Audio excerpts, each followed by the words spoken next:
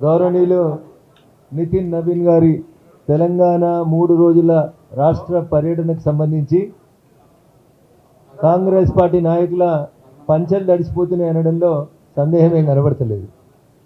నితిన్ నవీన్ గారు తెలంగాణ రాష్ట్రానికి వచ్చింది కార్యకర్తలను కలగడానికి, కార్యకర్తలకి దిశానిర్దేశం చేయడానికి, భారతీయ జనతా పార్టీ భవిష్యత్ పోరాటాలకి సన్నద్ధం చేయడానికి నితిన్ నవీన్ గారు తెలంగాణకు వచ్చారు. ఆ విషయాల గురించి అవగాహన లేనటువంటి కాంగ్రెస్ నాయకులు ఒక ఆయన అంటాడు నితిన్ నవీన్ గారికి తెలంగాణ గురించి తెలియదు అంటాడు. ఎవరికి తెలుసు మరి? సోనియా గాంధీకి తెలుసా? రాహుల్ గాంధీకి తెలుసా? తెలిస్తే కాళేశ్వరం కట్ట మీదకి వచ్చి కేసీఆర్ దగ్గర 1,00,000 కోట్లు వసూలు చేసి పేద ప్రజలకు పథకాలు పంచుతామని చెప్పినటువంటి రాహుల్ గాంధీ గారి మాట దాదాపు సగం పరిపాలన అయిపోయిన తర్వాత మరి 50,000 కోట్లలో వసూలు చేయాలి కదా కాంగ్రెస్ పార్టీ రేవంత్ రెడ్డి గారు. దాని గురించి ముందు సమాధానం చెప్పాలి. ఇంకో మంత్రి మాట్లాడుతున్నాడు యూరియా వత్తలేదని. యూరియా కేసీఆర్ ముఖ్యమంత్రి ఉన్నప్పుడు యూరియా ఇచ్చింది నరేంద్ర మోడీ గారే. ఇలా రేవంత్ రెడ్డి గారు ముఖ్యమంత్రి అయిన తర్వాత యూరియా ఇస్తుంది కూడా నరేంద్ర మోడీ గారే. తెచ్చిన యూరియాను వంచడం చేతకాకది అనుకుంటుంది కాంగ్రెస్ పార్టీ మంత్రులు, కాంగ్రెస్ పార్టీ నాయకులు, వీళ్ళ నాయకత్వంలో ఉన్నటువంటి ప్రభుత్వ అధికారులు. ముఖ్యమంత్రికి మంత్రులకు మధ్యన శృతి లేదని అధికారులకు అర్థమైన తర్వాత యూరియా కోసం చెప్పుల లైన్లు వస్తాయి తప్ప ఇంకొకటి రావు. ఎంపీలు ఏం చేస్తున్నారు? మీరేం చేస్తున్నారు? మరి మంత్రులు మిమ్మల్ని ఎన్నుకునేది ఎందుకు ప్రజలు? వచ్చిన యూరియా పంచడం చేత కాకపోతే మీరు పక్క జరుగురు, మేము నిలబడి పంచుతాం. చెప్పురి లెక్క 10 ఏళ్ల టీఆర్ఎస్ పాలనలో కేంద్రం ఇచ్చిన యూరియా ఎంత, ఇప్పుడు ఇస్తున్నటువంటి యూరియా ఎంత? ఎక్కడైనా తేడా ఉందా చెప్పుండ్రి. మీ దగ్గర కంటింజెన్సీ ప్లాన్ వ్యవసాయ శాఖ దగ్గర లేదు. ఎన్ని ఎకరాలలో వరేస్తున్నారు, ఎన్ని ఎకరాలలో సోయాబీన్ వేస్తున్నారు, ఎన్ని ఎకరాలలో సన్ఫ్లవర్ వేస్తున్నారు, ఎన్ని ఎకరాలలో మొక్కజొన్నలు వేస్తున్నారు? ఓ కంటింజెన్సీ ప్లాన్ని రెడీ పెట్టుకొని యూరియా ఎంత కావాలి, దుక్కిమంది ఎంత కావాలి, పొటాష్ ఎంత కావాలి, ఓ కంటింజెన్సీ ప్లాన్ పెట్టుకొని ఏ జిల్లాలో ఏం పండుతున్నాయి, ఏ జిల్లాకి ఏం పంపాలనేది ఆలోచించాల్సినటువంటి రాష్ట్ర కేబినెట్ మంత్రులు ఒక ఆయన తూర్పు అంటాడు, ఒక ఆయన పడమర అంటాడు, ఏది పడితే అది మాట్లాడుతూ ఉంటారు. సో అందుకని నేను చాలా సందర్భాల్లో చెప్పినా మళ్ళీ చెప్తా ఉన్నా, కాంగ్రెస్ అంటేనే కరప్షన్, కాంగ్రెస్ అంటేనే శృతి లేనటువంటి సంసారం. గతి లేకపోతే చేయొచ్చు కానీ శృతి లేకపోతే సంసారం చేయరాదు. అది కాంగ్రెస్ పాలనలో జరుగుతుంది. మేము సఫిషియెంట్గా యూరియా ఇస్తూ ఉన్నాం. వరంగల్కి ఎయిర్పోర్ట్ మేము తెచ్చినాం. మీరు తెచ్చింది ఏముంది? మేము ఇవ్వకపోతే మీరు తెచ్చేదేంది? ఇచ్చింది భారత ప్రభుత్వం, అనౌన్స్ చేసింది భారత ప్రభుత్వం. సమ్మక్క సారక్క గిరిజన యూనివర్సిటీని ఇచ్చింది నరేంద్ర మోడీ గారు కేంద్ర ప్రభుత్వం. వరంగల్లో కాజీపేటలో కోచ్ ఫ్యాక్టరీ ఇచ్చింది కేంద్ర ప్రభుత్వం. భూమి ఇయ్యక పోయినోడు సతాయిస్తే వచ్చిన మీరు కూడా 3 ఏళ్ళు సతాయించిండ్రు. మీరు వచ్చి ఇంకా మేము తెచ్చినాం. మీరు తెచ్చేదేంది? బుల్లెట్ ట్రైన్లు కూడా మేమే ఇచ్చినాం. మీకు బుల్లెట్ ట్రైన్ అనే అవగాహన లేనప్పుడు మేము తెలంగాణకి 3 బుల్లెట్ ట్రైన్లు ఇచ్చినాం. ఓ రైల్ కార్పొరేషన్ ఏర్పాటు చేసినాం. ఎన్ రూట్ మ్యాప్ని ఫిక్స్ చేస్తూ ఉన్నాం. తెలంగాణ డెవలప్మెంట్ కోసం భారతీయ జనతా పార్టీ, భారత ప్రభుత్వం నరేంద్ర మోడీ గారి నాయకత్వంలో 100% కట్టుబడి ఉంది. ఎప్పటికి ఇదే ఏడుపు. కిషన్ రెడ్డి ఇంటి ముంగట వడ్లు మొత్తం ఎంపీలు ఏం చేస్తున్నారు? మరి మీరేం చేస్తున్నారు? బుట్టిగాడిదల పనులు తమ్ముతురా? మీరంతా తీసుకురండి ఒకసారి మా ఇళ్ళ ముందుకి. ఏమన్నా తీసుకొస్తే మీరు ఉంటారా పోతారా అప్పుడు చూపెడతాం. మేము నిజాయితీగా పనిచేస్తున్నాం. తెలంగాణ ప్రజల పక్షాన పనిచేస్తున్నాం. ఆదిలాబాద్ ఎయిర్పోర్ట్ మేమే తెస్తున్నాం. వరంగల్ ఎయిర్పోర్ట్ మేమే తెస్తున్నాం. 3 బుల్లెట్ ట్రైన్లు మేమే తెస్తున్నాం. చెర్లపల్లి టెర్మినల్ ఇచ్చింది మేమే. రేపు నాగులపల్లి టెర్మినల్ ఇచ్చేది కూడా మేమే. మీరేం చేశారు? ఏమవుతుంది మీకు? వచ్చిన యూరియా వంచడం చేతగాక నితిన్ నవీన్ గారి గురించి మాట్లాడేంత గొప్ప స్థాయికి ఎదిగినట్టు మీరు మాట్లాడుతున్నారు. రమ్మను me all India Congress committee అధ్యక్షుడిని, మా అధ్యక్షుడిని పిలుస్తాం. ఎవరికి నడవస్తుంది, ఎవరికి మాట్లాడొస్తుంది, ఎవరికి కూర్చోవస్తుంది, ఎవరికి పరిగెత్తి వస్తుంది, ఎవరికి సమస్యల మీద అవగాహన ఉందో ఒకసారి పెడదాం. పట్టు 1-to-1 డిబేటు. కూర్చోరానోళ్ళు, నడవరానోళ్ళు, లేవరానోళ్ళు, ఎన్నడు ఎన్నికలలో గెలవనోళ్ళు, అడ్డదారిలో వచ్చినోళ్ళు, వీళ్ళు కూడా మా గురించి మాట్లాడుతుంటే ఎట్లా? అందుకని ఒకటంటే 4 అనడానికి భారతీయ జనతా పార్టీ ఎంపీలు సిద్ధంగా ఉన్నారు. నితిన్ నవీన్ గారు వచ్చింది భారతీయ జనతా పార్టీ సంస్థాగత వివరాలు మా కార్యకర్తలను చూడడానికి. వారు మంత్రి కాదు, వారు అభివృద్ధి కార్యక్రమాలను సమీక్షించడానికి రాలేదు. ఈ మాత్రం కూడా మంత్రులకు అవగాహన లేకపోతే ఎవడేం చేస్తాడన్నా? ఇది కాంగ్రెస్ నాయకులకి, కాంగ్రెస్ మంత్రులకు ఉన్నటువంటి అవగాహన. మా పార్టీ నాయకులతోటి మేము విత్ ఇన్ ద 4 వాల్ సమావేశం పెట్టుకొని పార్టీ భవిష్యత్తు 2 సంవత్సరాల్లో ఎట్లా పనిచేయాలని మేము దశని నిర్దేశించుకుంటుంటే నితిన్ నవీన్ గారు అభివృద్ధి మీద మాట్లాడతలేరు. అరిగిపోయిన రికార్డు, ఢిల్లీకి రూపాయి అయితే మాకు 3 పైసలు వస్తున్నాయి, 30 పైసలు వస్తున్నాయి. మరి కొడంగల్కి 5,000 కోట్లు ఎట్లా పోయినాయో పొన్నం చెప్పాలి. హుస్నాబాద్కి వచ్చినా 5,000 కోట్లు చెప్పాలి పొన్నం. 119 నియోజకవర్గాలకు ఎమ్మెల్యే కదా. మరి మేడ్చల్ పైసలు మేడ్చల్కే, వికారాబాద్ పైసలు వికారాబాద్కే, రంగారెడ్డి పైసలు రంగారెడ్డికే, సంగారెడ్డి పైసలు సంగారెడ్డికే అంటే నీ హుస్నాబాద్కి పైసలు ఎట్లొస్తాయి పొన్నం? అది ఆలోచించు ఒకసారి. ఆదిలాబాద్కి పైసలు ఎట్లొస్తాయి ఒకసారి ఆలోచించు.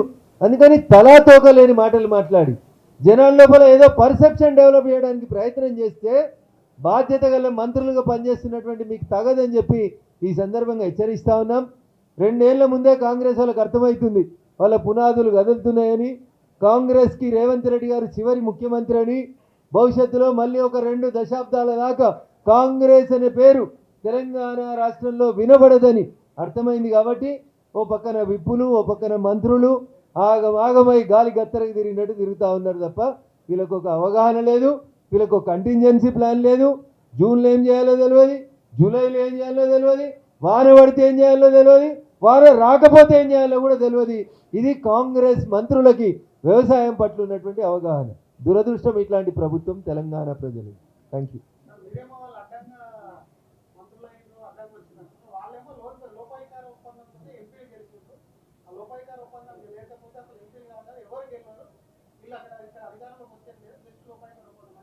ప్రజల తీర్పును ప్రతిసారి తప్పు చేసి తప్పుగా దిగజార్చి మాట్లాడడం అనేది కాంగ్రెస్ పార్టీకి అలవాటు. కాంగ్రెస్ ఏ రోజు కూడా ప్రజా తీర్పును గౌరవించలేదు. గౌరవిస్తే ఈ దేశ తొలి ప్రధానిగా ఉన్న జవహర్లాల్ నెహ్రూ గారు ఇవాళ వాళ్ళ పక్కన కూర్చుంటున్నటువంటి కమ్యూనిస్టు ప్రభుత్వాన్ని ఆర్టికల్ 356 ఉపయోగించి మొట్టమొదటిసారి కూలదోయాడు.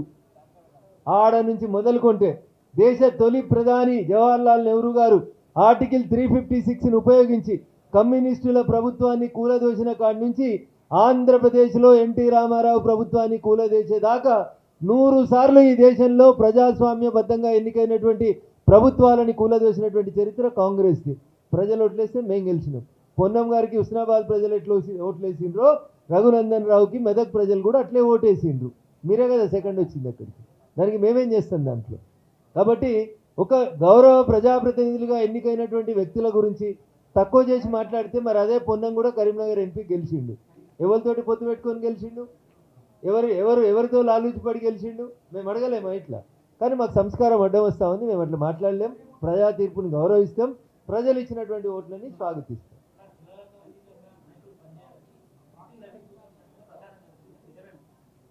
విత్ ఇన్ ద 4 వాల్స్ కార్యకర్తలకి వారు చేసినటువంటి దిశానిర్దేశంలో ఎక్కడ కూడా కులాల గురించి కానీ మతాల గురించి కానీ భారతీయ జనతా పార్టీ నాయకత్వం ఎక్కడ కూడా మాట్లాడలేదు. అంత సంకుచితంగా భారతీయ జనతా పార్టీ కార్యవర్గ సమావేశాలు జరగవు. సబ్కా సాత్, సబ్కా వికాస్, సబ్కా ప్రయాస్, సబ్కా విశ్వాస్ అనేటువంటి నినాదంతో మా నితిన్ నవీన్ గారు మాకు దిశానిర్దేశం చేసిరు. అదే దిశగా మేము ముందుకు పోతాం. పంచాయతీ ఎన్నికల దగ్గర నుంచి మొదలుకుంటే పార్లమెంట్ ఎన్నికల దాకా ప్రతి బూత్ గెలవడం బీజేపీ కార్యకర్తల లక్ష్యం. ఆ దిశగానే పనిచేయమని చెప్పారు. గ్రేటర్కి ఎన్నికలు వస్తాయా? కోర్టు స్టే ఇస్తుందా? 3 కార్పొరేషన్లు ఉంటాయా?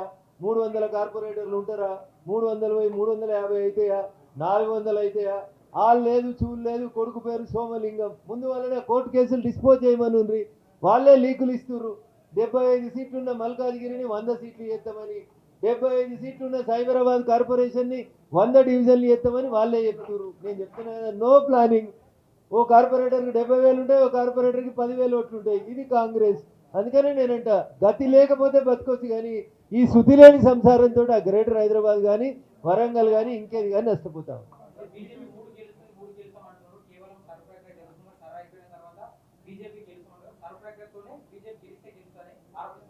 ఇప్పుడు కేరళలో కాంగ్రెస్ గెలిచింది. కేరళలో కూడా ఎస్ఐఆర్ పూర్తి అయింది. కేరళలో ఎస్ఐఆర్ పూర్తి చేసినటువంటి ప్రభుత్వం పినరసు విజయన్. మీ పక్కన కూర్చునేటువంటి కమ్యూనిస్ట్ పార్టీ ప్రభుత్వము కేరళలో ఎస్ఐఆర్ కంప్లీట్ చేసిన తర్వాత కాంగ్రెస్ పార్టీ అధికారంలోకి వచ్చింది.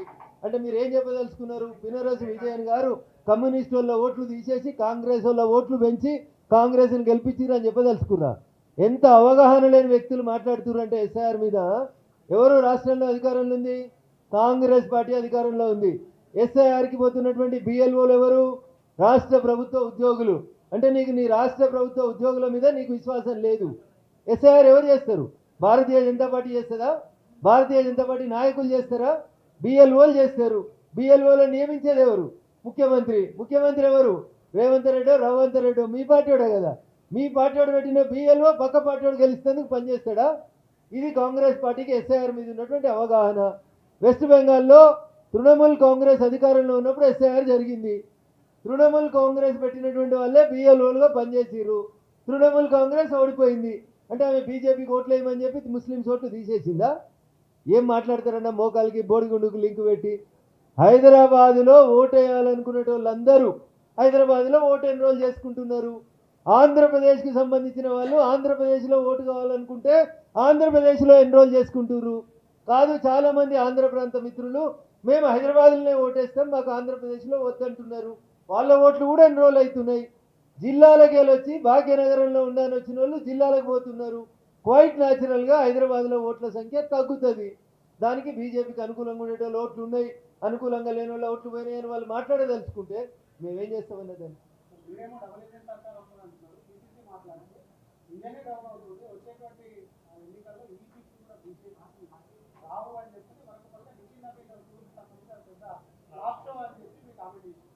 एक भाई को दूसरा भाई पहचानता అని చార్మినార్ కాడ చెప్తారన్న.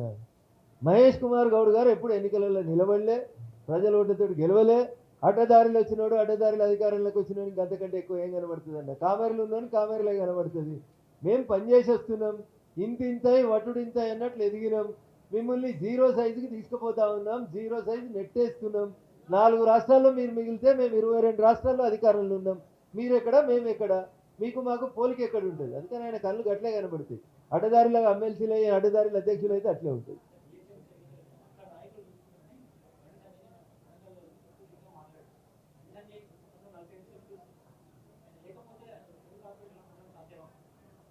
భారతీయ జనతా పార్టీ కమలం గుర్తు మా నాయకుడు.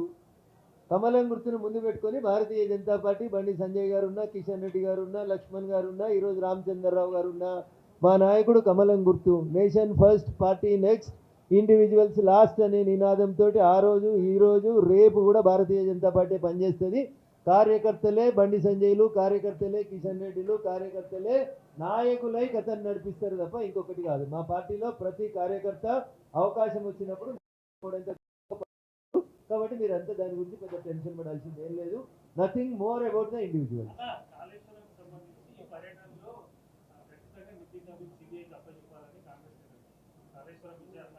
అడిగిన చామల కిరణ్ కుమార్ రెడ్డి అనే ఎంపీ గారికి ముఖ్యమంత్రి గారు కేంద్ర ప్రభుత్వానికి ఏమని ఉత్తరం రాసిండో జర బయట పెట్టమనుండ్రి. ముఖ్యమంత్రి గారు 3 పిల్లర్లు కూలిపోయిన కాడనో 3 బారేజీల మీదనో ఎంక్వైరీ చేయమని రాసింది తప్ప కాళేశ్వరం డిపిఆర్ దగ్గర నుంచి కాళేశ్వరంకు చెల్లించిన ప్రతి రూపాయి మీద విచారణ జరుపుమని అడిగేటువంటి అధికారం, దమ్ము, ధైర్యం కాంగ్రెస్ పార్టీకి లేదు. ఎందుకంటే కాళేశ్వరం ప్రాజెక్టుని కట్టినటువంటి కంపెనీ రేపు రేవంత్ రెడ్డి గారి మానస పుత్రిక అని చెప్పేటువంటి మూసీ రీజనవేషన్ ప్రాజెక్ట్ అనేది కూడా కాళేశ్వరం కట్టిన కంపెనీ కడుతుంది. అందుకని రేవంత్ రెడ్డి గారు కాళేశ్వరం ప్రాజెక్టు మీద విచారణ ఈ రోజు కాదు ఏ రోజు కూడా చేయలేడు. కాబట్టి అది ఉత్తుత్తి మాటలు. నువ్వు కొట్టినట్టు చేయి, నేను ఏడ్చినట్టు చేస్తా అంటాడు. ఎంతెంత ఎగిరిండు రేవంత్ రెడ్డి. 6 నెలల్లో చెర్లపల్లిలో ఇందిరమ్మ ఇల్లు కట్టిస్తా అన్నాడు. ఇవాళ దాకా 6 నెలలు కాలే, చెర్లపల్లిలో ఇందిరమ్మ ఇల్లు రాలే. ఆ కార్ల పంచాయతీలో తీసుకుపోయి కేటీఆర్ని జైలు ఎత్తా అన్నాడు. కాళేశ్వరంలో కేసీఆర్ని హరీష్ని ఎత్తా అన్నాడు. ఒక్కళ్ళని అరెస్ట్ చేసిండు అన్న. ఒక్క కాంగ్రెస్ వాళ్ళు అధికారంలోకి వచ్చిన 2.5 ఏళ్ళల్లో ఒక్క టీఆర్ఎస్ నాయకుల్ని అరెస్ట్ చేసిరేమో చెప్పు. అదే కూలిపోయిన బరాజ్ మీదకి రాహుల్ గాంధీని తెచ్చి చెప్పిండు. ఏమని చెప్పిండు? 1,00,000 కోట్లు కక్కిస్తాము అన్నాడు. అన్నా నీకు 5 ఏళ్ళు ఇచ్చిర్రు, 5 ఏళ్లలో 2.5 ఏళ్ళు అయింది. లక్షల సగం కక్కిండా కేసీఆర్ అనేటోడు? కక్కియలే కదా. అంటే ఎవరితో ఆలోచించబడుతుండ్రు? బీఆర్ఎస్ ఒక నాణానికి బొమ్మ బొరుతుంది తప్ప మేము సొంతంగా అధికారంలోకి వస్తాం. తప్పకుండా తెలంగాణ రాష్ట్రంలో భారతీయ జనతా పార్టీ జెండాను ఎగిరేస్తాం.